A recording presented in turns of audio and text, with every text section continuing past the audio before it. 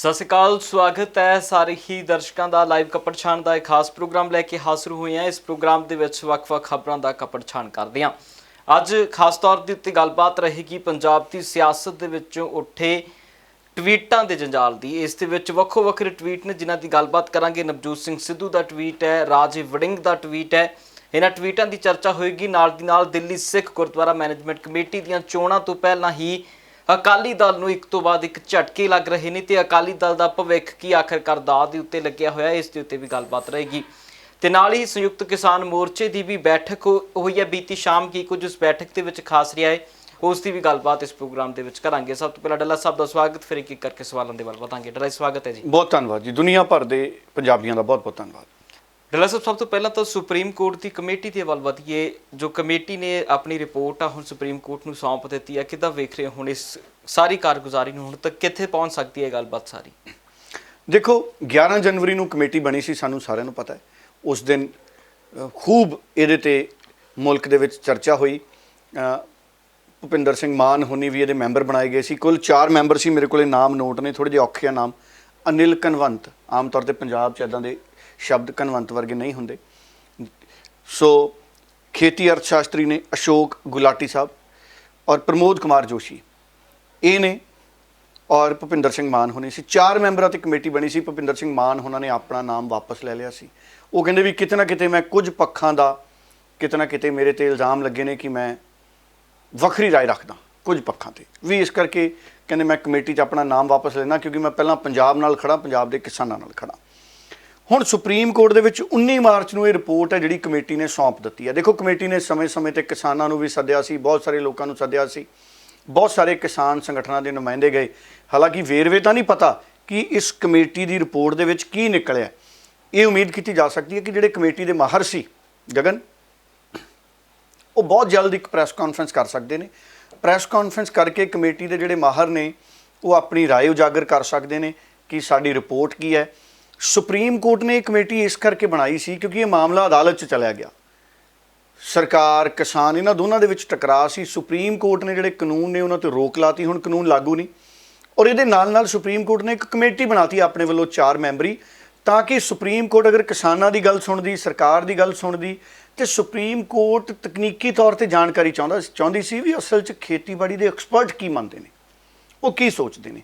ਇਸੇ ਕਰਕੇ supreme court ਨੇ ਕਮੇਟੀ ਬਣਾਈ ਕਿ ਜਿਹੜੇ ਐਗਰੀਕਲਚਰਲ ਐਕਸਪਰਟ ਨੇ, ਖੇਤੀ ਮਾਹਰ ਜਿਹਨੂੰ ਆਪਾਂ ਪੰਜਾਬੀ 'ਚ ਕਹਿੰਦੇ ਆ, ਉਹ ਕੀ ਸੋਚਦੇ ਨੇ ਇਹਨਾਂ 3 ਕਾਨੂੰਨਾਂ ਬਾਰੇ। ਸੋ ਉਹਨਾਂ ਨੇ ਆਪਣੀ ਰਿਪੋਰਟ ਬਣਾ ਕੇ ਦੇ ਦਿੱਤੀ ਹੈ ਸੁਪਰੀਮ ਕੋਰਟ ਨੂੰ।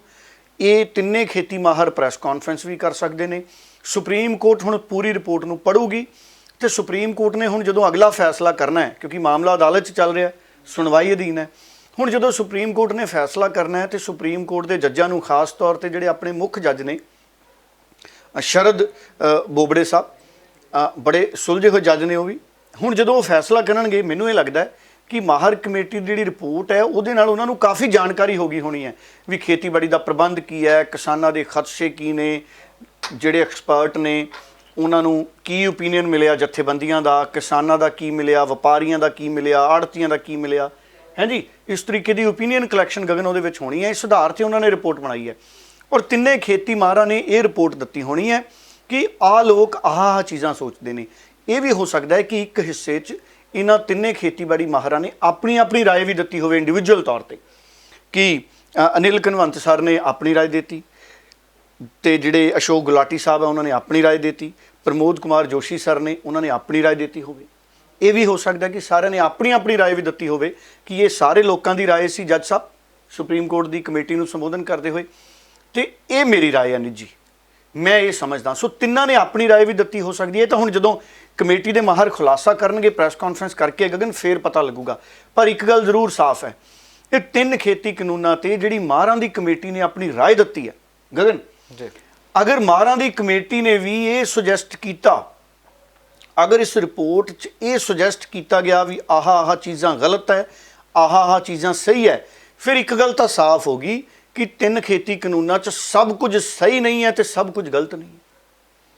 ਇਹਦਾ ਮਤਲਬ ਹੈ ਫਿਰ ਸੁਪਰੀਮ ਕੋਰਟ ਇਹ ਸੋਚ ਸਮਝ ਕੇ ਫੈਸਲਾ ਦੇਊਗੀ ਕਿ ਕਈ ਤੱਥ ਇਹੋ ਜਿਹੇ ਨੇ ਜਿਹੜੇ ਗਲਤ ਨੇ, ਕਈ ਤੱਥ ਇਹੋ ਜਿਹੇ ਨੇ ਜਿਹੜੇ ਚੰਗੇ ਨੇ।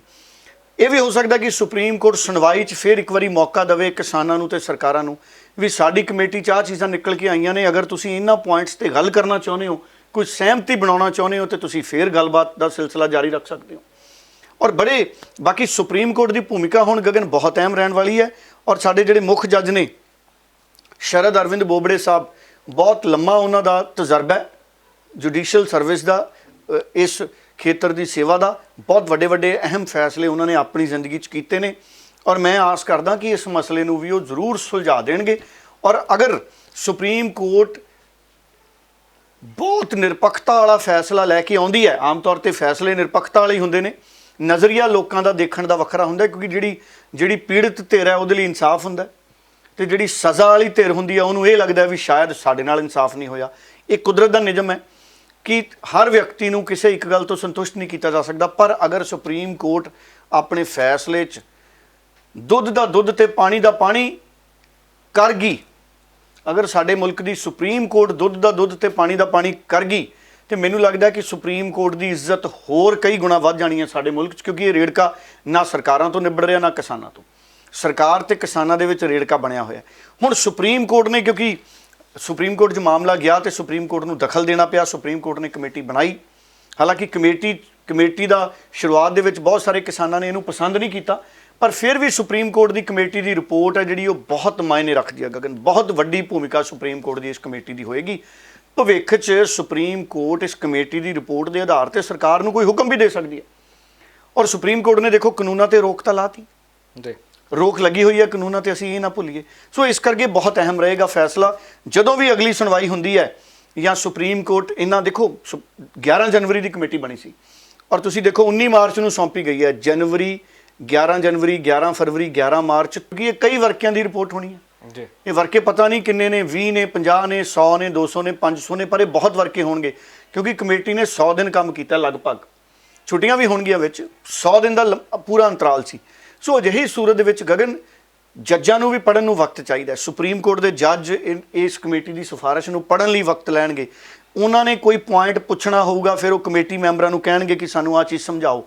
ਸੋ ਹਜੇ ਥੋੜਾ ਜਿਹਾ ਵਕਤ ਲੱਗੂਗਾ, ਪਰ ਜਦੋਂ ਵੀ ਸੁਪਰੀਮ ਕੋਰਟ ਇਹ ਕਮੇਟੀ ਚੰਗੀ ਤਰ੍ਹਾਂ ਕਮੇਟੀ ਦੀ ਰਿਪੋਰਟ ਸਮਝ ਜਾਏਗੀ, ਮੈਨੂੰ ਲੱਗਦਾ ਨਵੇਂ ਸਿਰੇ ਤੋਂ ਕੋਈ ਵੱਡਾ ਫੈਸਲਾ ਸਾਨੂੰ ਸੁਣਨ ਨੂੰ ਮਿਲ ਸਕਦਾ ਹੈ। ਮੈਂ ਆਸਵੰਦ ਹਾਂ ਕਿ ਸੁਪਰੀਮ ਕੋਰਟ ਦੇ ਇਸ ਮਾਮਲੇ 'ਚ ਦਖਲ ਤੇ ਫੈਸਲੇ ਤੋਂ ਬਾਅਦ ਚੀਜ਼ਾਂ ਹਾਂ ਪੱਖੀ ਹੋ ਸਕਦੀਆਂ ਨੇ ਮੁਲਕ 'ਚ। ਤੇ ਡੱਲਾ ਸਾਹਿਬ, ਇੱਕ ਨੀਤੀ ਆਯੋਗ ਤੇ ਵੱਡੇ ਅਧਿਕਾਰੀ ਨੇ, ਉਹਨਾਂ ਦੀ ਇੱਕ ਇੰਟਰਵਿਊ ਬੜੀ ਚਰਚਾਵਾਂ ਦੇ ਵਿੱਚ ਹੈ, ਕਿ ਕੁਝ ਖਾਸ ਹੈ ਉਸ ਇੰਟਰਵਿਊ ਦੇ ਵਿੱਚ, ਉਹ ਜ਼ਰੂਰ ਮੈਂ ਕਹਿੰਦਾ ਪ੍ਰੋਗਰਾਮ ਦੇ ਵਿੱਚ ਦੱਸਦੀ। ਦੇਖੋ, ਨੀਤੀ ਆਯੋਗ ਭਾਰਤ ਦੇ ਵਿੱਚ ਬਹੁਤ ਵੱਡੀ ਭੂਮਿਕਾ ਅਦਾ ਕਰਦਾ ਹੈ। ਪਲੈਨਿੰਗ ਕਮਿਸ਼ਨ ਆਪਾਂ ਇਹਨੂੰ ਕਹਿੰਦੇ ਹਾਂ। ਮੁਲਕ ਦੀ ਪਲੈਨਿੰਗ ਕਿੱਦਾਂ ਦੀ ਹੋਣੀ ਚਾਹੀਦੀ ਹੈ, ਖੇਤੀ ਤੋਂ ਲੈ ਕੇ ਹਰ ਸੈਕਟਰ ਤੱਕ ਦੀ। ਔਰ ਨੀਤੀ ਆਯੋਗ ਦੇ ਇੱਕ ਮੈਂਬਰ ਨੇ, ਉਹਨਾਂ ਨੇ ਇੱਕ ਇੰਟਰਵਿਊ ਦਿੱਤੀ ਹੈ ਕਿਸੇ ਨਿਊਜ਼ ਏਜੰਸੀ ਨੂੰ, ਔਰ ਉਸ ਇੰਟਰਵਿਊ 'ਚ ਉਹਨਾਂ ਨੇ ਪਹਿਲਾਂ ਤਾਂ ਇਹ ਕਿਹਾ ਕਿ ਕਿਸਾਨਾਂ ਤੇ ਸਰਕਾਰ ਦੇ ਵਿੱਚ ਚਰਚਾ ਹੋਣੀ ਚਾਹੀਦੀ ਹੈ।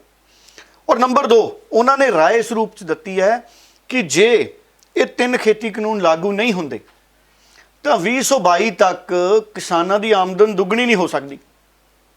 ਹੁਣ ਦੇਖੋ, ਨੀਤੀ ਆਯੋਗ ਦੇ ਮੈਂਬਰ ਕਿੱਡੇ ਵੱਡੇ ਅਹੁਦੇ ਤੇ ਨੇ, ਉਹ ਇੰਟਰਵਿਊ 'ਚ ਕਹਿੰਦੇ ਨੇ ਵੀ ਜੇ 3 ਖੇਤੀ ਕਾਨੂੰਨ ਲਾਗੂ ਨਹੀਂ ਹੁੰਦੇ ਤਾਂ 2022 ਤੱਕ ਕਿਸਾਨਾਂ ਦੀ ਆਮਦਨ ਦੁੱਗਣੀ ਨਹੀਂ ਹੋ ਸਕਦੀ। ਦੱਸੋ ਕਿਹੜਾ ਮੀਟਰ ਹੈ ਜੀ ਉਹਨਾਂ ਕੋਲੇ? ਵੈਸੇ ਉਹਨਾਂ ਦੀ ਆਪਣੀ ਰਾਏ ਹੈ, ਦੇਖੋ ਉਹਨਾਂ ਨੇ ਇੰਟਰਵਿਊ 'ਚ ਆਪਣੀ ਰਾਏ ਦਿੱਤੀ ਹੈ, ਪਰ ਉਹਨਾਂ ਕੋਲੇ ਕਿਹੜਾ ਮੀਟਰ ਹੈ ਗਗਨ? ਸਾਡੀ ਸਰਕਾਰ ਤਾਂ ਕਹਿੰਦੀ ਸੀ 2022 ਤੱਕ ਸਾਰਿਆਂ ਕੋਲੇ ਘਰ ਹੋਊਗਾ। ਤੁਹਾਨੂੰ ਲੱਗਦਾ ਗਗਨ ਕਿ 2022 ਤੱਕ ਸਾਰਿਆਂ ਕੋਲੇ ਘਰ ਆ ਜੂ? ਬਿਲਕੁਲ ਨਹੀਂ ਹੈ ਜੀ। ਵੈਸੇ ਮੈਂ ਘਰ ਖਰੀਦਣ ਦੀ ਯੋਜਨਾ ਬਣਾ ਰਿਹਾ, ਛੋਟਾ ਜਿਹਾ ਗੁਜ਼ਾਰੇ ਲਾਇਕ, ਪਰ ਉਹਦੇ 'ਚ ਸਰਕਾਰ ਦਾ ਕੋਈ ਯੋਗਦਾਨ ਨਹੀਂ ਗਗਨ। ਔਰ ਮੈਂ ਇਹ ਕਹਿ ਸਕਦਾ ਕਿ ਸਰਕਾਰ ਕਹਿੰਦੀ ਸੀ 2022 ਤੱਕ ਸਾਰਿਆਂ ਨੂੰ ਘਰ ਮਿਲ ਜੂ। ਤੁਸੀਂ ਦੱਸੋ ਕੋਈ ਸੰਭਾਵਨਾ? ਕਿੰਨੇ ਲੋਕ ਸਾਡੇ ਔਖੇ ਨੇ। ਆ ਪੈਟਰੋਲ ਡੀਜ਼ਲ ਦੀਆਂ ਕੀਮਤਾਂ ਨੇ ਕਿੱਥੇ ਘਰ ਲੈਣ ਦੇਣੇ ਜੀ? ਬਿਲਕੁਲ। ਹੁਣ ਇਹ ਨੀਤੀ ਆਯੋਗ ਵਾਲੇ ਮੈਂਬਰ ਕਹਿੰਦੇ ਵੀ 2022 ਤੱਕ ਫਿਰ ਆਮਦਨ ਦੁੱਗਣੀ ਨਹੀਂ ਹੋਣੀ। ਹੁਣ ਤੁਸੀਂ ਦੱਸੋ, ਆਪਾਂ 21 ਦੀ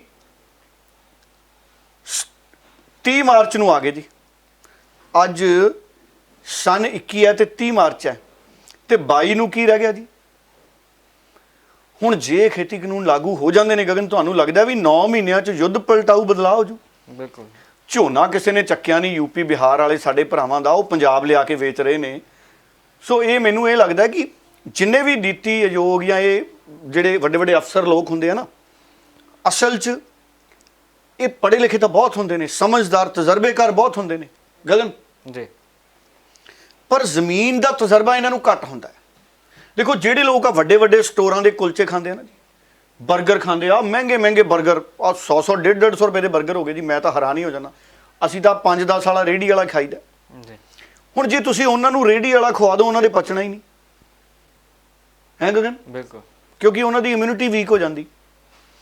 ਇਸੇ ਕਰਕੇ ਉਹਨਾਂ ਦਾ ਇਮਿਊਨ ਸਿਸਟਮ ਕਮਜ਼ੋਰ ਹੋ ਜਾਂਦਾ ਹੈ। ਇਸੇ ਤਰ੍ਹਾਂ ਜਿਹੜੇ ਲੋਕ ਜ਼ਮੀਨ ਤੇ ਕੰਮ ਨਹੀਂ ਨਾ ਕਰਦੇ, ਕਦੇ ਚੀਜ਼ਾਂ ਨੂੰ ਸਮਝਣ ਦੀ ਉਹਨਾਂ ਦੀ ਇਮਿਊਨਿਟੀ ਥੋੜੀ ਕਮਜ਼ੋਰ ਹੋ ਜਾਂਦੀ। ਜੀ, ਉਹ ਲੋਕ ਜਿਹੜੇ ਉਹ ਬਹੁਤ ਉੱਚੀਆਂ ਦਫ਼ਤਰਾਂ, ਕੁਰਸੀਆਂ, ਕਈ ਮੰਜ਼ਿਲ ਇਮਾਰਤਾਂ 'ਚ ਉੱਤੇ ਬੈਠੇ ਹੁੰਦੇ ਹਨ ਜੀ, ਉਹਨਾਂ ਨੇ ਤਾਂ ਕਦੀ ਗੋਡੀ ਕੀਤੀ ਨਹੀਂ ਹੁੰਦੀ ਖੇਤ 'ਚ ਆ ਕੇ, ਬਿਲਕੁਲ, ਕਦੀ ਆਲੂ ਬੀਜਿਆ ਹੋਵੇ, ਕਦੀ ਗਮਲੇ ਨੂੰ ਪਾਣੀ ਦਿੱਤਾ ਹੋਵੇ, ਫੁੱਲਾਂ ਵਾਲੇ, ਕਮਰਸ਼ੀਅਲ ਖੇਤੀ, ਵਪਾਰਕ ਖੇਤੀ, ਤਾਂ ਉਹਨਾਂ ਨੂੰ ਜ਼ਮੀਨ ਸਮਝ ਆਵੇ। ਮੈਨੂੰ ਇਹ ਲੱਗਦਾ ਆਮ ਤੌਰ ਤੇ ਮੈਂ ਨੀਤੀ ਆਯੋਗ ਦੇ ਇਸ ਇੰਟਰਵਿਊ ਦੇਣ ਵਾਲੇ ਜਿਹੜੇ ਅਫਸਰ ਨੇ ਉਹਨਾਂ ਦੀ ਗੱਲ ਨਹੀਂ ਕਰਦਾ, ਮੈਂ ਸਧਾਰਨ ਗੱਲ ਕਰਦਾ। ਇਸੇ ਕਰਕੇ ਆ ਫਰਕ ਆਉਂਦਾ ਸਾਡੇ। ਕਹਿੰਦੇ ਜੀ ਦੱਸੋ ਵੀ ਨਹੀਂ ਤਾਂ 2022 ਤੱਕ ਕਿਸਾਨਾਂ ਦੀ ਆਮਦਨ ਦੁੱਗਣੀ ਨਹੀਂ ਹੋ ਸਕਦੀ। ਕਿਹੜਾ ਜਿੰਨ ਹੈ ਆ 3 ਖੇਤੀ ਕਾਨੂੰਨਾਂ 'ਚ ਕਿ 2022 ਤੱਕ ਆਮਦਨ ਦੁੱਗਣੀ ਕਰ ਦੂ? ਜੀ। ਸੋ ਸੁਪਨਿਆਂ ਤੋਂ ਬਾਹਰ ਆ ਜਾਣਾ ਚਾਹੀਦਾ ਸਾਡੇ ਮੁਲਕ 'ਚ ਲੋਕਾਂ ਨੂੰ। ਇਹੋ ਜਿਹੇ ਸੁਪਨੇ ਨਹੀਂ ਦਿਖਾਣੇ ਚਾਹੀਦੇ। ਦੇਖੋ ਪੰਜਾਬ ਵਾਲੇ ਕਹਿੰਦੇ ਸੀ ਸਾਰਿਆਂ ਦਾ ਹੀ ਕਰਜ਼ਾ ਮੋੜ ਦਿਆਂਗੇ, ਆ ਪਿੱਛੇ ਜੇ ਸੁਪਨਾ ਚੱਲਿਆ ਸੀ 15 ਲੱਖ ਖਾਤਿਆਂ 'ਚ ਆਜੂ। ਜੀ। ਸੋ ਆ ਸੁਪਨਿਆਂ ਤੋਂ ਬਾਅਦ 'ਚ ਕਈ ਲੋਕ ਕਹਿ ਦਿੰਦੇ ਉਹ ਤਾਂ ਜੁਮਲਾ ਸੀ। ਸੁਪਨੇ ਨਹੀਂ ਇਹੋ ਜਿਹੇ ਦਿਖਾਣੇ ਚਾਹੀਦੇ, ਧਰਾਤਲ ਤੇ ਰਹਿ ਕੇ ਗੱਲ ਕਰਨੀ ਚਾਹੀਦੀ ਹੈ ਕਿ ਸਾਰੇ ਮਿਹਨਤ ਕਰੋ, ਅੱਗੇ ਵਧੋ। ਮਿਹਨਤ ਕਰਨ ਦਾ ਜਿਹੜਾ ਜਜ਼ਬਾ ਸਾਰਿਆਂ 'ਚ ਪੈਦਾ ਕਰਨਾ ਚਾਹੀਦਾ ਜੀ। ਸੋ ਇਹ ਗੱਲਾਂ ਕਿ ਅਗਰ ਖੇਤੀ ਕਾਨੂੰਨ ਲਾਗੂ ਨਾ ਹੋਏ ਤਾਂ 2022 ਤੱਕ ਆਮਦਨ ਦੁੱਗਣੀ ਨਹੀਂ ਹੋ ਸਕਦੀ। ਮੈਂ ਕਹਿੰਦਾ ਖੇਤੀ ਕਾਨੂੰਨ ਲਾਗੂ ਹੋਣ ਤੋਂ ਬਾਅਦ ਵੀ 2022 ਤੱਕ ਆਮਦਨ ਦੁੱਗਣੀ ਨਹੀਂ ਹੋਣੀ। 9 ਮਹੀਨਿਆਂ 'ਚ ਕਿਹੜਾ ਜਾਦੂ ਹੋ ਜਾਊਗਾ ਜੀ ਦੱਸੋ ਖੇਤੀ ਕਾਨੂੰਨਾਂ 'ਚ? ਬਿਲਕੁਲ। ਫਸਲਾਂ ਤਾਂ ਐਤਕੀ ਨਹੀਂ ਵਿਕੀਆਂ ਮੁਲਕ 'ਚ, MSP ਹੈ ਨਹੀਂ। ਸੋ ਇਸ ਕਰਕੇ ਪਲੈਨਿੰਗ ਕਮਿਸ਼ਨ ਨੂੰ ਬਹੁਤ ਦੇਖੋ, ਮੈਂ ਤਾਂ ਇਹ ਵੀ ਕਹੂੰਗਾ ਅਗਰ ਸਾਡੇ ਮੁਲਕ ਦਾ ਪਲੈਨਿੰਗ ਕਮਿਸ਼ਨ ਐਡਾ ਮਜ਼ਬੂਤ ਹੁੰਦਾ, ਅੱਜ ਆਹ ਸਥਿਤੀ ਹੁੰਦੀ ਜੀ, ਸਾਡਾ ਕਿਸਾਨ ਰੁਲਦਾ ਪਿਆ। ਪਲੈਨਿੰਗ ਕਮਿਸ਼ਨ 70 ਸਾਲਾਂ 'ਚ ਜੋ ਕੁਝ ਕਰਦਾ ਸੀ ਉਹਦਾ ਨਤੀਜਾ ਤਾਂ ਅਸੀਂ ਅੱਜ ਆਹ ਦੇਖੋ ਦੇਖ ਰਹੇ ਹਾਂ। ਬਿਲਕੁਲ। ਆ ਪੰਜਾਬ ਨੂੰ ਹਰੀ ਕ੍ਰਾਂਤੀ ਦਾ ਜਿੰਮਾ ਲਾਤਾ ਵੀ ਹਰੀ ਕ੍ਰਾਂਤੀ ਦਿਓ। ਪਤਾ ਨਹੀਂ ਉਦੋਂ ਮੈਂ ਜੰਮਿਆ ਨਹੀਂ ਸੀ, ਪਤਾ ਨਹੀਂ ਮੈਨੂੰ ਕੋਈ ਪੰਪ ਛਕਾਏ ਹੋਣੇ ਉਦੋਂ। ਬਿਲਕੁਲ। ਆ ਇੰਨੀਆਂ ਰਸਾਇਣਿਕ ਖਾਦਾਂ ਪਵਾਤੀਆਂ ਨਾ ਗਗਨ, ਹੈ ਜੀ, ਇੰਨੀਆਂ ਰਸਾਇਣਿਕ ਖਾਦਾਂ ਪਵਾਤੀਆਂ ਨਾ ਜੀ। ਆ ਸਾਡੇ ਕੁਦਰਤੀ ਫਸਲਾਂ 'ਚ ਹੀ ਰਸਾਇਣ ਆ ਗਏ ਜੀ। ਆ ਬਿਨਾਂ ਸਪਰੇਅ ਦੇਖੋ ਮੱਛਰ ਮਰਨੋਂ ਹਟ ਗਿਆ ਜੀ, ਕਹਿੰਦੇ ਆ ਨਦੀਨ ਕੀਟ ਮਰਨੋਂ ਹਟ ਗਏ। ਇੰਨੀਆਂ ਸਪਰੇਆਂ ਪੰਜਾਬ 'ਚ ਪਵਾਤੀਆਂ ਹਰੀ ਕ੍ਰਾਂਤੀ ਦੇ ਨਾਂ ਹੇਠਾਂ। ਅਸੀਂ ਭੁਗਤ ਰਹੇ ਹਾਂ, ਜ਼ਮੀਨ ਸਾਰੀ ਸਾਡੀ ਰਸਾਇਣਾਂ ਨਾਲ ਭਰੀ ਪਈ ਹੈ। ਬਿਲਕੁਲ। ਸੋ ਜੇ ਪਲੈਨਿੰਗ ਕਮਿਸ਼ਨ ਸਾਡਾ ਐਡਾ ਹੀ ਤਕੜਾ ਹੁੰਦਾ ਗਗਨ, ਤੇ ਆਹ ਦਿਨ ਥੋੜੀ ਦੇਖਣੇ ਪੈਣੇ ਸੀ। ਬਿਲਕੁਲ। ਵੀ ਤੁਸੀਂ ਸੇਬ ਖਾ ਰਹੇ ਹੋ, ਸੇਬ ਨਾਲ ਰਸਾਇਣ ਖਾ ਰਹੇ ਹੋ। ਤੁਸੀਂ ਮੂਲੀ ਪੱਟ ਕੇ ਖਾ ਰਹੇ ਹੋ, ਉਹਦੇ ਵਿੱਚ ਜ਼ਹਿਰੀਲੇ ਤੱਤ ਨੇ। ਬਿਲਕੁਲ। ਤੁਸੀਂ ਬਤਾਊਂ ਕੱਢ ਲਿਆ, ਬੁੱਢੇ ਨਾਲੇ ਦੇ ਪਾਣੀ ਲੱਗੀ ਜਾਂਦੇ ਨੇ, ਰਸਾਇਣ ਪੀ ਜਾਂਦੇ ਹੋ, ਖਾਈ ਜਾਂਦੇ ਹੋ ਤੁਸੀਂ। ਸੋ ਇਸ ਕਰਕੇ ਪਲੈਨਿੰਗ ਕਮਿਸ਼ਨ ਨੂੰ ਆਪ ਆਪਣੀ ਪਲੈਨਿੰਗ ਚੰਗੀ ਬਣਾਉਣ ਦੀ ਜ਼ਰੂਰਤ ਹੈ, ਤਾਂ ਕਿ ਚੰਗੀ ਪਲੈਨਿੰਗ ਨਾਲ ਸਾਡੀ ਖੇਤੀ ਮੁਲਕ ਦੀ ਅੱਗੇ ਜਾਵੇ। ਬਿਲਕੁਲ। ਤੇ ਟੇਲਰ ਸਾਹਿਬ, ਇਸ ਦੇ ਨਾਲ ਹੀ ਦਿੱਲੀ ਦੇ ਵੱਲ ਵਧੀਏ ਤਾਂ ਦਿੱਲੀ ਗੁਰਦੁਆਰਾ ਪ੍ਰਬੰਧਕ ਕਮੇਟੀ ਦੀਆਂ ਚੋਣਾਂ ਦਾ ਵੀ ਬਿਗੁਲ ਕਹਿੰਦੇ ਵੱਜ ਚੁੱਕਿਆ ਹੈ। ਤੇ ਹੁਣ ਉਸ ਤੋਂ ਪਹਿਲਾਂ ਜਿਹੜਾ ਝਟਕਾ ਅਕਾਲੀ ਦਲ ਨੂੰ ਪਿਆ ਉਹਦੀ ਜ਼ਰੂਰ ਗੱਲ ਕਰ ਲਈਏ ਕਿ ਕਿਹੋ ਜਿਹਾ ਝਟਕਾ ਜਿਹੜਾ ਅਕਾਲੀ ਦਲ ਨੂੰ ਹੁਣ ਮਹਿਸੂਸ ਹੋ ਰਿਹਾ ਹੈ। ਦੇਖੋ ਮੈਨੂੰ ਇਹ ਲੱਗਦਾ ਹੈ ਕਿ ਇੱਕ ਤਾਂ ਜਿਹੜੇ ਡਾਇਰੈਕਟਰ ਨੇ ਇਲੈਕਸ਼ਨ ਕਮਿਸ਼ਨ ਨਾਲ ਸੰਬੰਧਿਤ ਗੁਰਦੁਆਰਾ ਇਲੈਕਸ਼ਨ ਕਮਿਸ਼ਨ ਦੇ, ਜੀ, ਉਹਨਾਂ ਵੱਲੋਂ ਇਹ ਇਸ ਤਰੀਕੇ ਦੇ ਐਲਾਨ ਨੇ ਕਿ ਧਾਰਮਿਕ ਪਾਰਟੀਆਂ ਹੀ ਦਿੱਲੀ 'ਚ ਚੋਣਾਂ ਲੜ ਸਕਦੀਆਂ ਨੇ। ਹੁਣ ਦੇਖੋ ਇਹ ਤਾਂ ਹਰ ਪੋਲੀਟੀਕਲ ਪਾਰਟੀ ਨੂੰ ਸਾਬਤ ਕਰਨਾ ਪਊਗਾ ਨਾ ਵੀ ਉਹ ਧਾਰਮਿਕ ਪਾਰਟੀ ਹੈ। ਉਹੀ ਮੁੱਦਾ ਅਕਾਲੀ ਦਲ ਦੇ ਅੱਗੇ ਵੀ ਆ ਗਿਆ। ਹੁਣ ਅਕਾਲੀ ਦਲ ਆਮ ਚੋਣਾਂ ਵੀ ਲੜਦਾ। ਸੋ ਇਸ ਕਰਕੇ ਅਕਾਲੀ ਦਲ ਹੁਣ ਕਾਨੂੰਨੀ ਰਾਹ ਤਲਾਸ਼ ਰਿਹਾ। ਹੋ ਸਕਦਾ ਪਤਾ ਲੱਗਿਆ ਕਿ ਹਾਈ ਕੋਰਟ 'ਚ ਵੀ ਅਕਾਲੀ ਦਲ ਚਲਿਆ ਗਿਆ, ਪਰ ਉੱਥੇ ਮੁੱਖ ਮੁਕਾਬਲਾ ਦੇਖੋ ਪਿਛਲੇ ਸਮਿਆਂ ਦੇ ਵਿੱਚ ਮੈਂ ਕਈ ਇਲੈਕਸ਼ਨਾਂ ਕਵਰ ਕੀਤੀਆਂ ਨੇ ਗਗਨ ਦਿੱਲੀ ਜਾ ਕੇ। ਦਿੱਲੀ ਸਿੱਖ ਗੁਰਦੁਆਰਾ ਮੈਨੇਜਮੈਂਟ ਕਮੇਟੀ ਦੀਆਂ ਇਲੈਕਸ਼ਨਾਂ, ਪਰਮਜੀਤ ਸਿੰਘ ਸਰਨਾ ਗਰੁੱਪ ਕਾਫੀ ਸਮਾਂ ਸੇਵਾ 'ਚ ਰਿਹਾ। ਉਸ ਤੋਂ ਬਾਅਦ ਫਿਰ ਸ਼੍ਰੋਮਣੀ ਅਕਾਲੀ ਦਲ ਆਇਆ। ਉਦੋਂ ਜੀਕੇ ਸਾਹਿਬ ਨਾਲ ਹੁੰਦੇ ਸੀ, ਜੀ, ਮਨਜਿੰਦਰ ਸਿੰਘ ਸਿਰਸਾ ਹੋ ਗਿਆ, ਆ ਜੀਕੇ ਹੋ ਗਏ, ਸਾਰੇ ਇਕੱਠੇ ਹੁੰਦੇ ਸੀ। ਔਰ ਸੁਖਬੀਰ ਬਾਦਲ ਦੀਆਂ ਬਹੁਤ ਰੈਲੀਆਂ ਇਹਨਾਂ ਨੇ ਕਰਾਈਆਂ। ਮੈਂ ਕਵਰ ਕਰਨ ਜਾਇਆ ਕਰਦਾ ਸੀ, ਮੈਨੂੰ ਵਰਾ ਵੀ ਯਾਦ ਹੈ 2011 ਜਾਂ 2012 ਦੇ ਵੇਲੇ ਦੀ ਗੱਲ ਹੈ। ਜੀ, ਪਿਛਲੀਆਂ ਚੋਣਾਂ ਹੋਈਆਂ, ਉਸ ਤੋਂ ਬਾਅਦ ਵੀ ਹੋਈਆਂ ਚੋਣਾਂ ਜਦੋਂ ਮੈਂ ਦਿੱਲੀ ਸੀ। 2011 ਜਾਂ 2012 ਜਾਂ 13 ਦੀ ਗੱਲ ਹੋ ਸਕਦੀ ਹੈ, 11 12 13 ਕੋਈ ਇੱਕ ਵਾਰਾ ਹੋਊਗਾ। ਦਿਮਾਗ ਉਮਰ ਨਾਲ ਥੋੜਾ ਜਿਹਾ ਕਈ ਵਾਰੀ ਯਾਦਾਸ਼ਤ ਪੱਖੋਂ ਕਮਜ਼ੋਰ ਹੋ ਜਾਂਦਾ। ਹੁਣ ਉਦੋਂ ਅਕਾਲੀ ਦਲ ਦੇ ਸੁਖਬੀਰ ਸਿੰਘ ਬਾਦਲ ਪ੍ਰਚਾਰ ਕਰਦੇ ਸੀ, ਬੀਜੇਪੀ ਇਹਨਾਂ ਦੇ ਨਾਲ ਸੀ। ਬੀਜੇਪੀ 'ਚ ਬਹੁਤ ਸਾਰੇ ਸਾਡੇ ਭਾਈਚਾਰੇ, ਸਿੱਖ ਭਾਈਚਾਰੇ ਦੇ ਲੋਕ ਨੇ ਨਾਲ ਬੀਜੇਪੀ ਦੇ, ਉੱਥੇ ਉਹ ਨਾਲ ਸੀ ਅਕਾਲੀ ਦਲ ਦੇ। ਉਸ ਸਮੇਂ ਉਦੋਂ ਪੂਰਾ 9 ਮਾਸ ਦਾ ਰਿਸ਼ਤਾ ਬਰਕਰਾਰ ਸੀ। ਹੁਣ ਬੀਜੇਪੀ ਦੇ ਜਿਹੜੇ ਬਹੁਤ ਸਾਰੇ ਅਜਿਹੇ ਸਿੱਖ ਭਾਈਚਾਰੇ ਨਾਲ ਸੰਬੰਧਿਤ ਲੀਡਰ ਨੇ, ਉਹ ਕਿਸ ਪਾਸੇ ਚੱਲਦੇ ਆ? ਫਿਰ ਜੀਕੇ ਵੱਖਰੇ ਹੋ ਕੇ ਉਹਨਾਂ ਨੇ ਜਾਗੋ ਆਪਣੀ ਧਿਰ ਬਣਾ ਲਈ, ਸਰਨਾ ਭਰਾ ਵੱਖਰੀ ਤੌਰ ਦੇ ਉੱਤੇ ਸਰਗਰਮ ਨੇ। ਹੁਣ ਉੱਥੇ ਮੁਕਾਬਲਾ ਤਾਂ ਹੋਣਾ ਸਖਤ ਮੁਕਾਬਲਾ, ਸਰਨਾ ਸਾਹਿਬ ਹੋ ਗਏ, ਜਾਗੋ ਹੋ ਗਏ, ਜਾਂ ਹੋਰ ਧਿਰਾਂ, ਆਜ਼ਾਦ ਧਿਰਾਂ ਵੀ ਬਹੁਤ ਨੇ, ਇਹ ਸਾਰੀਆਂ ਦੇ ਵਿੱਚ ਮੁਕਾਬਲਾ ਸਖਤ ਹੋਣਾ। ਹੁਣ ਅਕਾਲੀ ਦਲ ਨੂੰ ਕਿਸ ਰੂਪ ਦੇ ਵਿੱਚ ਮਨਜ਼ੂਰੀ ਮਿਲਦੀ ਹੈ, ਚੋਣਾਂ ਲੜਨ ਦੀ ਪ੍ਰਵਾਨਗੀ ਮਿਲਦੀ ਹੈ, ਇਹ ਇੱਕ ਸਵਾਲ ਵੱਡਾ ਹੈ। ਬਾਕੀ ਤੁਹਾਨੂੰ ਮੈਂ ਇਹ ਦੱਸ ਦਿੰਦਾ, ਦੇਖੋ ਪ੍ਰੋਗਰਾਮ ਇਹ ਆ ਗਿਆ ਵੀ 25 ਅਪ੍ਰੈਲ ਨੂੰ ਵੋਟਾਂ ਪੈਣੀਆਂ ਜੀ। ਅੱਜ 30 ਅਪ੍ਰੈਲ ਹੋ ਗਈ, ਅੱਜ 30 ਮਾਰਚ ਹੋ ਗਈ, ਕੱਲ 31 ਹੋ ਗਈ, ਪਰਸੋਂ 1 ਸ਼ੁਰੂ ਹੋ ਗਿਆ। ਸੋ 25 ਦਿਨ ਉਹ 31 ਦਾ 26 ਅੱਜ ਦਾ ਦਿਨ ਜੋੜ ਲਈਏ ਤਾਂ 27 ਦਿਨ ਰਹਿ ਗਏ। ਹੁਣ 27 ਦਿਨਾਂ 'ਚ ਅਕਾਲੀ ਦਲ ਅੱਗੇ ਵੀ ਬਹੁਤ ਵੱਡੀ ਚੁਣੌਤੀ ਹੈ। ਮਨਜਿੰਦਰ ਸਿਰਸਾ ਨੇ ਉਂਝ ਕਿਸਾਨ ਅੰਦੋਲਨ 'ਚ ਚੰਗਾ ਕੰਮ ਕੀਤਾ। ਹੁਣ ਅੱਜ ਤੋਂ ਹੀ ਤੁਸੀਂ ਨਾਮਜ਼ਦਗੀਆਂ ਕਰ ਸਕਦੇ ਹੋ। 7 ਆਖਰੀ ਤਰੀਕ ਹੈ, 7 ਅਪ੍ਰੈਲ ਆਖਰੀ ਤਰੀਕ ਹੈ, ਅੱਜ ਤੋਂ ਹੀ ਨਾਮਜ਼ਦਗੀਆਂ ਕਰ ਸਕਦੇ ਹੋ। ਔਰ 28 ਅਪ੍ਰੈਲ ਨੂੰ ਨਤੀਜਾ ਆ ਜਾਣਾ ਜੀ ਦਿੱਲੀ ਸਿੱਖ ਗੁਰਦੁਆਰਾ ਮੈਨੇਜਮੈਂਟ ਕਮੇਟੀ ਦਾ। ਔਰ ਗਗਨ, ਮੈਂ ਜ਼ਰੂਰ ਆਸ ਕਰੂੰਗਾ ਕਿ 28 ਅਪ੍ਰੈਲ ਨੂੰ ਆਪਾਂ ਦਿੱਲੀ ਹੋਵਾਂਗੇ ਦੋਵੇਂ, ਔਰ ਜ਼ਰੂਰ ਅਸੀਂ ਕੋਸ਼ਿਸ਼ ਕਰਾਂਗੇ ਕਿ ਵੋਟਾਂ ਵਾਲੇ ਦਿਨ ਵੀ ਦਿੱਲੀ ਹੋਈਏ। 25 ਅਪ੍ਰੈਲ ਨੂੰ ਜਿੱਦਣ ਵੋਟਾਂ ਪੈਣੀਆਂ ਉਦਣ ਵੀ ਆਪਾਂ ਦਿੱਲੀ ਚੱਲਦੇ ਹਾਂ, ਦੇਖਦੇ ਹਾਂ ਦਿੱਲੀ 'ਚ ਕਿਹੋ ਜਿਹਾ ਮਾਹੌਲ ਹੈ। 1-2 ਦਿਨ ਪਹਿਲਾਂ ਵੀ ਦਿੱਲੀ ਜਾ ਸਕਦੇ ਹਾਂ। 28 ਅਪ੍ਰੈਲ ਨੂੰ ਪਰ ਆਪਾਂ ਜ਼ਰੂਰ ਜਾਵਾਂਗੇ ਦਿੱਲੀ। ਸੋ ਇਸ ਵਾਰ ਦਿੱਲੀ ਸਿੱਖ ਗੁਰਦੁਆਰਾ ਮੈਨੇਜਮੈਂਟ ਕਮੇਟੀ ਦੀਆਂ ਚੋਣਾਂ ਅਸੀਂ ਪੂਰੀ ਸ਼ਿੱਦਤ ਦੇ ਨਾਲ ਕਵਰ ਕਰਾਂਗੇ। ਔਰ ਮੈਂ ਦਿੱਲੀ ਸਿੱਖ ਗੁਰਦੁਆਰਾ ਮੈਨੇਜਮੈਂਟ ਕਮੇਟੀ ਦਾ ਇਤਿਹਾਸ ਵੀ ਪੜ੍ਹਨਾ ਸ਼ੁਰੂ ਕਰਤਾ। ਅੱਜ ਹੀ ਮੇਰੇ ਇੱਕ ਬੜੇ ਸਤਿਕਾਰਯੋਗ ਦੋਸਤ ਨੇ, ਉਹਨਾਂ ਨੂੰ ਮੈਂ ਬੇਨਤੀ ਕੀਤੀ ਹੈ, ਕੁਝ ਇਤਿਹਾਸ ਦੀਆਂ ਕਿਤਾਬਾਂ ਉਹਨਾਂ ਤੋਂ ਮੈਂ ਬੇਨਤੀ ਕੀਤੀ ਹੈ ਕਿ ਮੈਨੂੰ ਉਪਲਬਧ ਕਰਾ ਕੇ ਦਿਓ।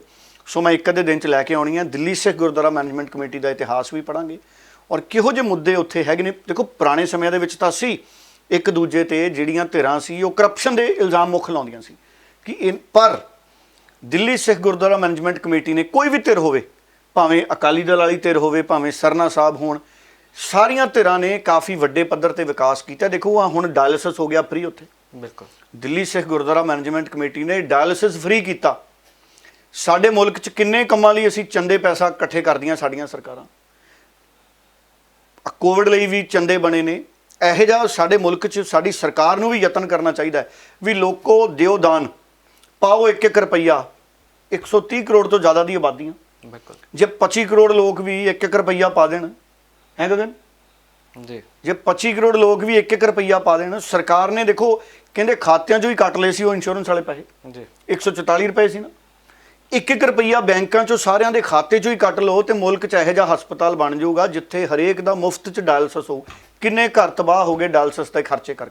ਬਿਲਕੁਲ। ਸੋ ਸਾਡੇ ਮੁਲਕ 'ਚ ਗਗਨ ਹਰ ਚੀਜ਼ ਬਣ ਸਕਦੀ ਹੈ। ਦੇਖੋ ਸਾਡੇ ਭਾਈਚਾਰੇ ਨੇ ਕਿੱਡੀ ਉਦਾਹਰਣ ਪੇਸ਼ ਕਰਤੀ ਦੁਨੀਆ 'ਚ ਵੀ ਸਾਡੇ ਮੁਲਕ 'ਚ ਗੁਰਦੁਆਰਾ ਸਾਹਿਬ ਦੀਆਂ ਕਮੇਟੀਆਂ ਨੇ ਮੁਫਤ ਡਾਇਲਸਿਸ ਕਰਤਾ। ਵਧਾਈ ਦੇ ਪਾਤਰ ਨੇ ਮਨਜਿੰਦਰ ਸਿਰਸਾ।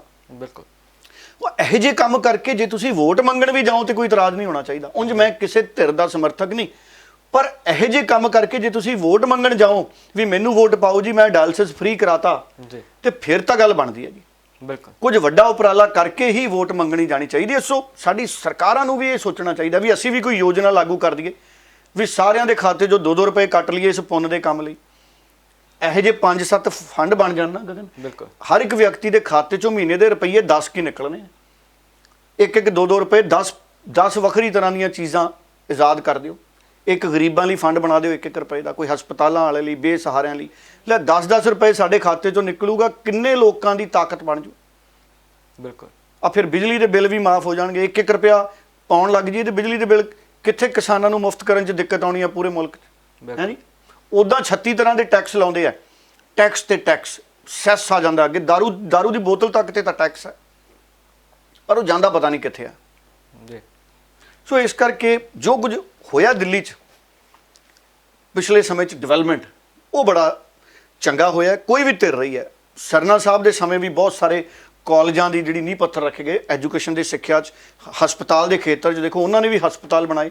ਸ਼੍ਰੋਮਣੀ ਗੁਰਦੁਆਰਾ ਦਿੱਲੀ ਸਿੱਖ ਗੁਰਦੁਆਰਾ ਮੈਨੇਜਮੈਂਟ ਕਮੇਟੀ ਦਾ ਜਦੋਂ ਪ੍ਰਬੰਧ ਸੀ। ਸੋ ਗੁਰਦੁਆਰਾ ਕਮੇਟੀਆਂ ਸਾਰੀਆਂ ਹੀ ਸਾਡੀਆਂ ਕੰਮ ਕਰਦੀਆਂ ਨੇ। ਆ ਦੇਖੋ, ਆ ਮੇਰੇ ਕੋਲੇ ਖਬਰ ਹੈ ਜਿਹੜੀ ਗਗਨ ਤੁਸੀਂ ਦਿੱਤੀ ਸੀ ਪਹਿਲਾਂ, ਸ਼੍ਰੋਮਣੀ ਕਮੇਟੀ ਦਾ 912 ਕਰੋੜ 59 ਲੱਖ ਰੁਪਏ ਦਾ ਬਜਟ ਹੈ ਜਿਹੜਾ ਪਾਸ ਕਰ ਦਿੱਤਾ ਗਿਆ। ਦੇਖੋ ਜੀ, ਸੋ 912 ਕਰੋੜ 59 ਲੱਖ 26 ਹਜ਼ਾਰ ਰੁਪਏ ਦਾ ਬਜਟ ਪਾਸ ਕੀਤਾ ਗਿਆ। ਇਸ ਵਰੇ ਦੀ ਜਿਹੜੀ ਅਨੁਮਾਨਿਤ ਆਮਦਨ ਹੈ ਨਾ ਜੀ, ਕਮੇਟੀ ਨੇ ਕਿਹਾ ਵੀ 871 ਕਰੋੜ 93 ਲੱਖ ਹੋਏਗੀ। ਲਓ ਜੀ, 871 ਕਰੋੜ 93 ਲੱਖ ਰੁਪਏ ਕਹਿੰਦੀ ਆਮਦਨ ਹੋ ਸਕਦੀ ਹੈ। ਕਿੱਡੀ ਵੱਡੀ ਆਮਦਨ ਹੈ ਜੀ, 871 ਕਰੋੜ ਜੀ ਹੈ ਜੀ। ਸਿਰਫ 71 ਕਰੋੜ ਹੀ ਖਰਚਦੇ ਇਹਨਾਂ ਨੇ ਜੀ, ਪੰਜਾਬ 'ਚ ਇਹੋ ਜਿਹਾ ਵੱਡਾ ਹਸਪਤਾਲ ਬਣ ਜਾਏ ਜਿੱਥੇ ਮੁਫਤ ਇਲਾਜ ਹੋ ਜਾ ਕਰੇ। ਬਿਲਕੁਲ 171 ਕਰੋੜ ਵਰਤ ਲਓ। ਦੇਖੋ, ਔਰ ਲੋਕ ਵੱਧ ਤੋਂ ਵੱਧ ਚੜਾਵਾ ਚੜਾਉਂਦੇ ਨੇ, ਦਿਲੋਂ ਲੋਕ ਦੇ ਕੇ ਆਇਆ ਕਰਨਗੇ। ਹੋਰ ਬਿਲਕੁਲ ਵੀ ਤੁਸੀਂ ਇਸ ਹਸਪਤਾਲ ਦੇ ਪ੍ਰਬੰਧ 'ਚ ਅਸੀਂ ਕਮੇਟੀ ਨੂੰ ਆਨਲਾਈਨ ਆਪਣਾ ਜਿਹੜਾ ਦਸਵੰਧ ਆ ਉਹ ਭੇਜਦੇ ਹਾਂ। ਸੋ ਇਹੋ ਜਿਹੇ ਉਪਰਾਲਿਆਂ 'ਚ ਆਉਣਾ ਚਾਹੀਦਾ ਜੀ। ਕਿਸੇ ਵੀ ਮੁਲਕ 'ਚ ਬਿਆਨ ਵੀ ਸੁਣਾ ਦਿਓ ਜਿਹੜੇ ਦਿੱਲੀ ਸਿੱਖ ਗੁਰਦੁਆਰਾ ਮੈਨੇਜਮੈਂਟ ਕਮੇਟੀ ਦੇ ਸੰਬੰਧ 'ਚ ਆਏ ਨੇ। ਪਿਛਲੇ ਸਾਲ ਜਿਹੜੀ ਸੀ ਉਹ ਪਹਿਲਾਂ ਅਨੁਮਾਨਿਤ ਬਜਟ ਰੱਖਿਆ ਗਿਆ ਸੀ 711 ਕਰੋੜ ਦਾ। 711 ਕਰੋੜ ਦਾ ਬਜਟ ਰੱਖਿਆ ਸੀ ਵੀ ਇਸ ਸਾਲ 711 ਕਰੋੜ ਰੁਪਏ ਗੁਰਦੁਆਰਿਆਂ ਤੋਂ ਆਉਣ ਦੀ ਸਾਨੂੰ ਆਸ ਹੈ। ਫਿਰ ਜਦੋਂ ਕਰੋਨਾ ਦਾ ਸਮਾਂ ਆ ਗਿਆ, ਫਿਰ ਸਪਲੀਮੈਂਟਰੀ ਬਜਟ ਪੇਸ਼ ਕੀਤਾ ਗਿਆ ਕਿ ਸਾਨੂੰ 483 ਕਰੋੜ ਆ ਸਕਦਾ ਹੈ, ਇਸ ਤੋਂ ਵੱਧ ਨਹੀਂ ਆ ਸਕਦਾ। ਪਰ ਹੋਇਆ ਕਿ 483 ਕਰੋੜ ਦੀ ਬਜਾਏ ਵੀ 478 ਕਰੋੜ ਰਹਿ ਗਿਆ, 5 ਕਰੋੜ ਫਿਰ ਘਟ ਗਿਆ, ਕਿਉਂਕਿ ਇਹ ਨਹੀਂ ਸੀ ਪਤਾ ਕਿ ਕਰੋਨਾ ਦੀ ਇੰਨੀ ਸੰਗਤ ਉੱਤੇ ਦਹਿਸ਼ਤ, ਇੰਨਾ ਪੈਨਿਕ ਹੋਣਾ ਕਿ ਸੰਗਤ ਘੱਟ ਗਿਣਤੀ 'ਚ ਆਏਗੀ। ਦੂਸਰੀ ਗੱਲ ਕਿ ਸ੍ਰੀ ਦਰਬਾਰ ਸਾਹਿਬ ਵਰਗੇ ਸਥਾਨ, ਸ੍ਰੀ ਕੇਸਗੜ੍ਹ ਸਾਹਿਬ ਵਰਗੇ ਸਥਾਨ ਜਿਹੜੇ ਸੀ ਜਿੱਥੋਂ ਬਾਹਰੋਂ ਸੰਗਤਾਂ ਹੁੰਦੀਆਂ ਸੀ ਵਿਦੇਸ਼ਾਂ 'ਚੋਂ, ਉਹ ਨਹੀਂ ਆ ਸਕੀਆਂ। ਪਿਛਲੇ ਸਾਲ ਬਿਲਕੁਲ ਆ ਨਹੀਂ ਸਕੀਆਂ। ਦੇਖੋ, ਮੈਨੂੰ ਤਾਂ ਸਮਝ ਨਹੀਂ ਆਉਂਦੀ ਕਿ ਜੇ ਕੋਵਿਡ-19 ਸਾਰੇ ਗੁਰਦੁਆਰੇ ਸੰਗਤਾਂ ਆ ਰਹੀਆਂ, ਉਹਨਾਂ ਦੀ ਆਪਣੀ ਸ਼ਰਧਾ ਦੇ ਸਤਿਕਾਰ ਲੈ ਕੇ, ਇੱਥੇ ਕੁੰਭ ਦਾ ਮੇਲਾ ਲੱਗਾ, ਉੱਥੇ ਕਰੋੜਾਂ ਰੁਪਏ ਲੋਕ ਗਏ। ਇੱਥੇ ਹੋਲੇ ਮਹੱਲੇ ਦੇ ਵਿੱਚ ਲੱਖਾਂ ਲੋਕ ਆਏ ਆ। ਚੋਣਾਂ ਹੋ ਰਹੀਆਂ ਸਟੇਟਾਂ ਦੇ ਵਿੱਚ, ਹਜ਼ਾਰਾਂ ਦੀ ਗਿਣਤੀ 'ਚ ਇਕੱਠੇ ਹੁੰਦੇ ਆ। ਜੇ ਇਹ ਸਾਰੀਆਂ ਚੀਜ਼ਾਂ ਦੇਖੋ, ਪਿੱਛੇ ਪੈਨਿਕ 'ਚ ਪਾ ਕੇ ਲੋਕਾਂ ਨੂੰ ਇੰਨਾ ਤੰਗ ਕੀਤਾ ਸੀ ਕਿ ਲੋਕਾਂ ਦੀ ਰੋਜੀ ਰੋਟੀ ਮੁੱਕ ਗਈ, ਲੋਕਾਂ ਦੀ ਚਿੰਤਾ ਬਣ ਗਈ ਸੀ। ਮੈਂ ਕਹਿੰਦੀ ਹਾਂ ਕਿ ਸਰਕਾਰ ਨੂੰ ਸੁਚੇਤ ਕਰਨਾ ਫਰਜ਼ ਬਣਦਾ, ਹਦਾਇਤਾਂ ਦੇਣੀਆਂ ਫਰਜ਼ ਬਣਦੀਆਂ, ਪਰ ਇਹਨਾਂ ਧਾਰਮਿਕ ਮਸਲਿਆਂ ਵਿੱਚ ਦਖਲਅੰਦਾਜ਼ੀ ਨਹੀਂ ਕਰਨੀ ਚਾਹੀਦੀ ਜਿਹੜਾ ਲੋਕਾਂ ਦੀਆਂ, ਸਿੱਖਾਂ ਦੀਆਂ ਭਾਵਨਾਵਾਂ ਨੂੰ ਜਾਂ ਸੰਗਤਾਂ ਦੀਆਂ ਭਾਵਨਾਵਾਂ ਨੂੰ ਸੱਟ ਵੱਜੇ। ਸਾਨੂੰ ਉਮੀਦ ਤਾਂ ਸੀ ਵੀ 30 ਜਾਂ 31 ਤਰੀਕ ਨੂੰ ਨੋਟੀਫਿਕੇਸ਼ਨ ਹੋਏਗਾ, ਤੇ ਨੋਟੀਫਿਕੇਸ਼ਨ ਤਾਂ ਕੱਲ੍ਹ ਹੀ ਹੋਣਾ।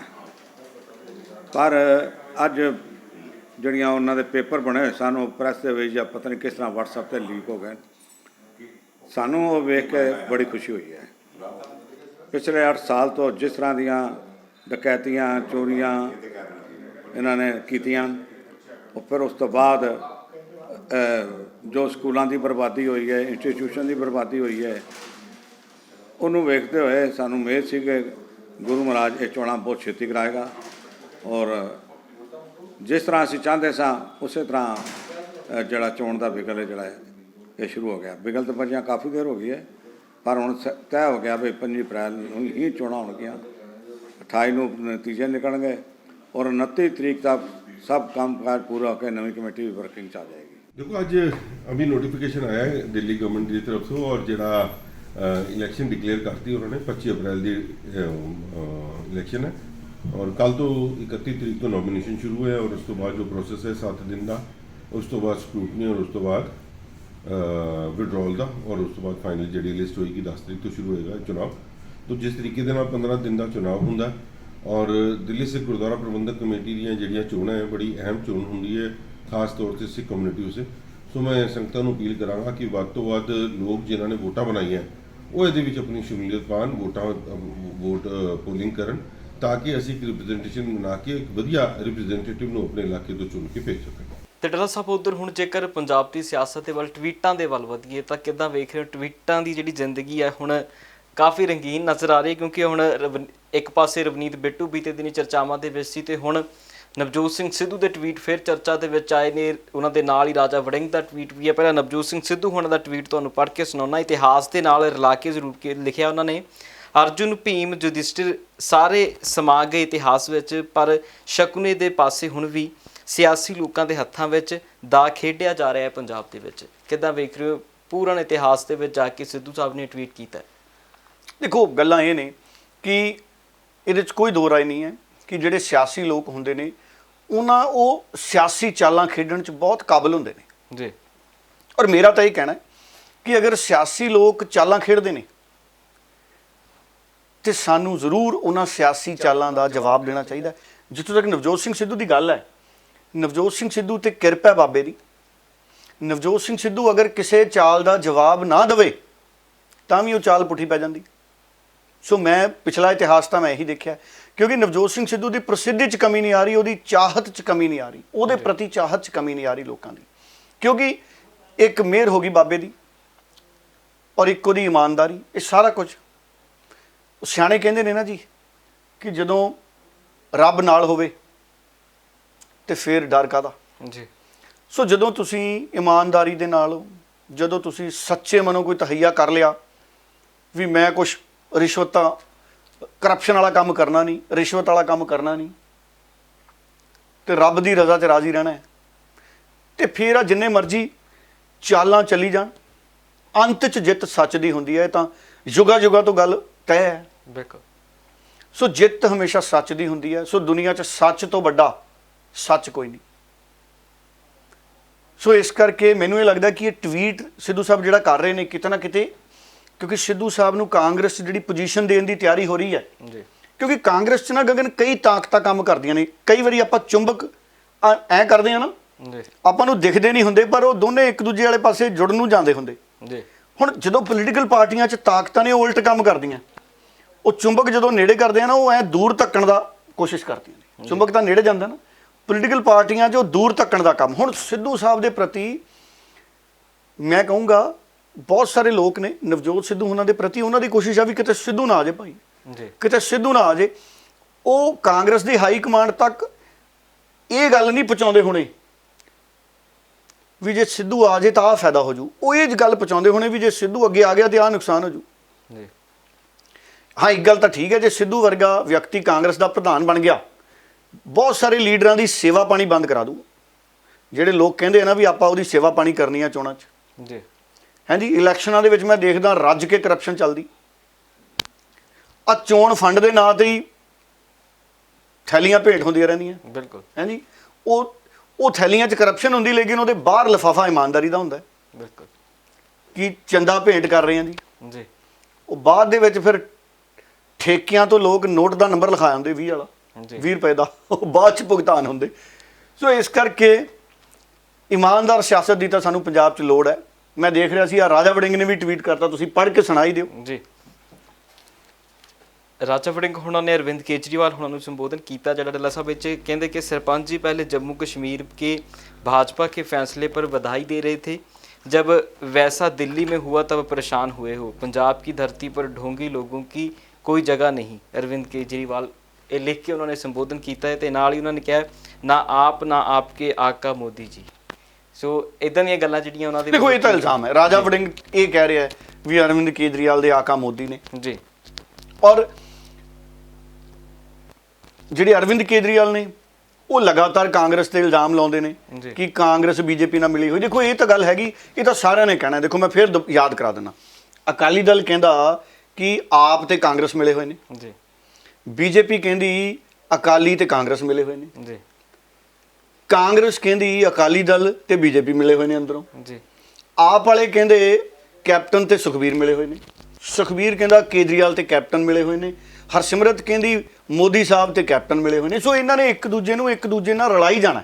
ਜੀ ਕੁੱਲ ਮਿਲਾ ਕੇ ਸਿਆਸਤ ਦੇ ਵਿੱਚ ਇਹਨਾਂ ਕੋਲੇ ਹੋਰ ਕੋਈ ਬਹੁਤੇ ਜ਼ਿਆਦਾ ਸ਼ਬਦ ਹੁੰਦੇ ਨਹੀਂ ਕਦੇ। ਇਸ ਕਰਕੇ ਰਾਜਾ ਵੜਿੰਗ ਉਹਨਾਂ ਦਾ ਜਿਹੜਾ ਬਿਆਨ ਹੈ, ਉਹਨਾਂ ਨੇ ਵੀ, ਕਿਉਂਕਿ ਅਰਵਿੰਦ ਕੇਜਰੀਵਾਲ ਦੀ ਰੈਲੀ ਹੋ ਗਈ ਮਾਲਵੇ 'ਚ, ਜੀ ਸੋ ਮਾਲਵੇ 'ਚ ਰੈਲੀ ਹੋਣ ਦੇ ਨਾਲ ਦੇਖੋ ਅਰਵਿੰਦ ਕੇਜਰੀਵਾਲ ਦੀਆਂ ਪਹਿਲਾਂ ਵੀ ਜਦੋਂ ਰੈਲੀਆਂ ਹੋਈਆਂ ਨਾ, ਜਿਹੜੀ ਮਾਘੀ ਮੇਲੇ ਤੇ ਰੈਲੀ ਹੋਈ ਉਹ ਕਿੱਥੇ ਹੋਈ ਜੀ? ਮੁਕਤਸਰ। ਆ ਹੁਣ ਮੋਗੇ ਹੋ ਗਈ, ਬਾਘਾ ਪੁਰਾਣਾ, ਕਿੰਨਾ ਕੁ ਫਰਕ ਹੈ। ਸੋ ਅਰਵਿੰਦ ਕੇਜਰੀਵਾਲ ਉਹਨਾਂ ਦੀ ਰੈਲੀ ਪਹਿਲਾਂ ਵੀ ਉੱਥੇ ਹੋਈ ਸੀ, ਕਿੱਡਾ ਇਕੱਠ ਸੀ, ਕਹਿੰਦੇ 100 ਸੀਟਾਂ ਲੈ ਜਾਾਂਗੇ, 20 ਆਈਆਂ। ਆ ਹੁਣ ਫੇਰ ਰੈਲੀ ਹੋ ਗਈ, ਕਹਿੰਦੇ ਜੀ ਫੇਰ ਆਮ ਆਦਮੀ ਪਾਰਟੀ ਤਕੜੀ ਹੋ ਰਹੀ ਹੈ। ਜੀ ਜਦੋਂ ਪੂਰੀ ਤਕੜੀ ਸੀ 100 ਸੀਟਾਂ ਦਾ ਦਾਵਾ ਸੀ, 20 ਆਈਆਂ। ਹੁਣ ਕਹਿੰਦੇ ਤਕੜੀ ਹੋ ਰਹੀ ਹੈ ਆਮ ਆਦਮੀ ਪਾਰਟੀ ਦੀ, ਇਕੱਠ ਬੜਾ ਹੋ ਗਿਆ। ਆ ਕਈ ਕਾਂਗਰਸੀ ਮੈਂ ਦੇਖਿਆ ਚਿੰਤਾ 'ਚ ਪੈ ਗਏ।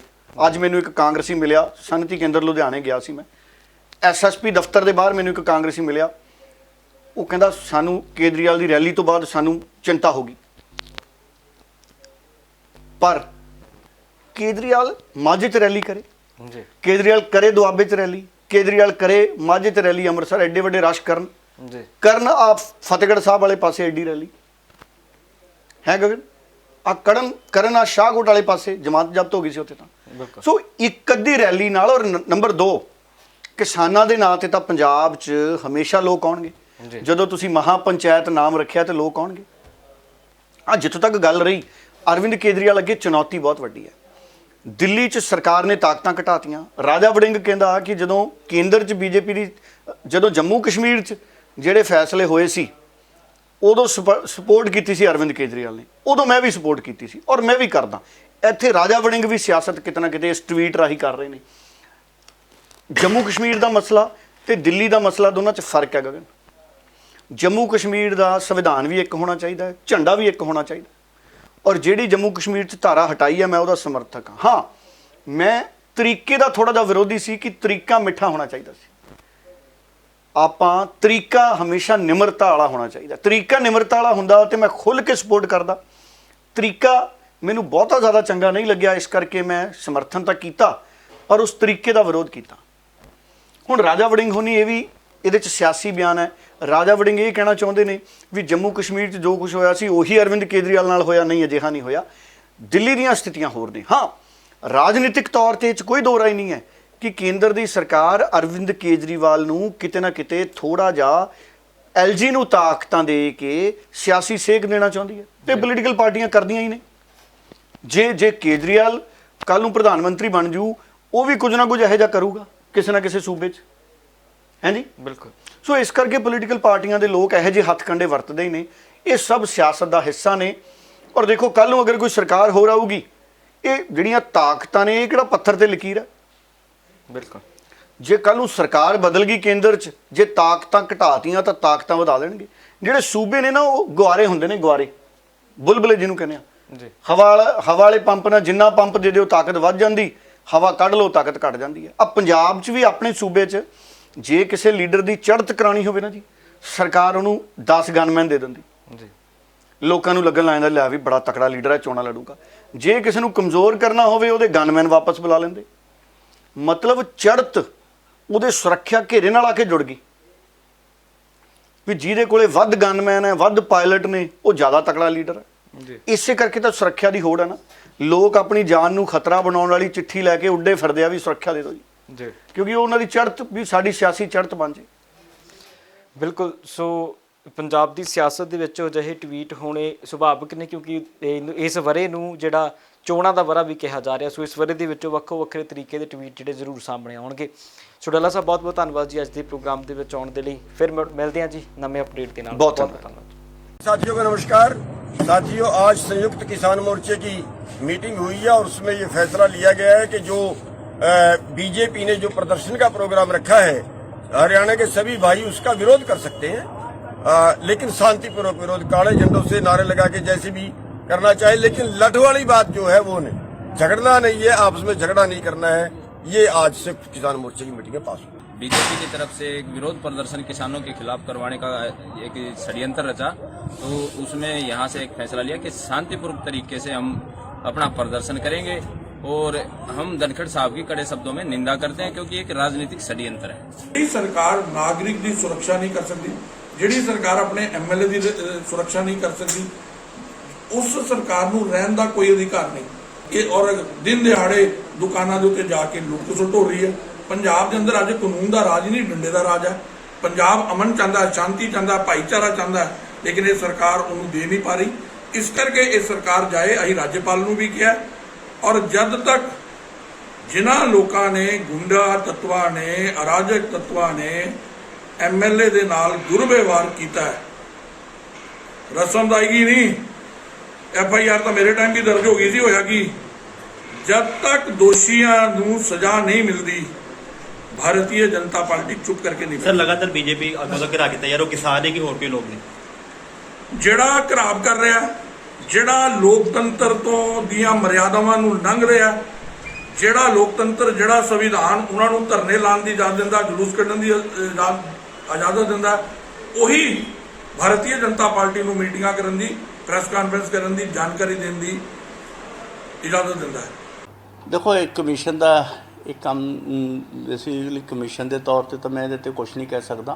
हाँ लॉ एंड ऑर्डर की स्थिति ਦੇ ਤਹਿਤ जिस तरह की मैं पहला भी कहा कि जिहड़ी जिम्मेवारी निभानी चाहिए सी सरकार नूं वो जिम्मेवारी तो उहदे च भी लगता है कि वो नहीं निभाई गई और किते ना किते कमजोरी जिहड़ी है वो पुलिस प्रशासन की दिखी है और वो ऐसे जिहड़ियां ऐसी घटनावां होईयां उहदे विच भी अगर देखा जाए तो घटनावां जदों इधर भी दिखाई दे रही है उधर भी दिखाई दे तो इसदा मतलब दोषी किते ना किते पुलिस प्रशासन की जिहड़ी पकड़ है वो बहुत कमज़ोर हुई है, ये देखण च आया।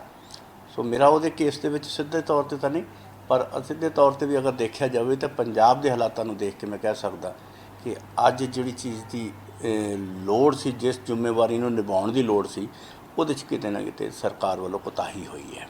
क्या कहेंगे तो मुझे इसमें मैं फिर कहूँगा कि राजनीति के दृष्टि से मेरा कोई स्टेटमेंट नहीं बनती है, मगर फिर भी ये तो कहूँगा कि पंजाब में स्थिति जो है वो कंट्रोल से बाहर है।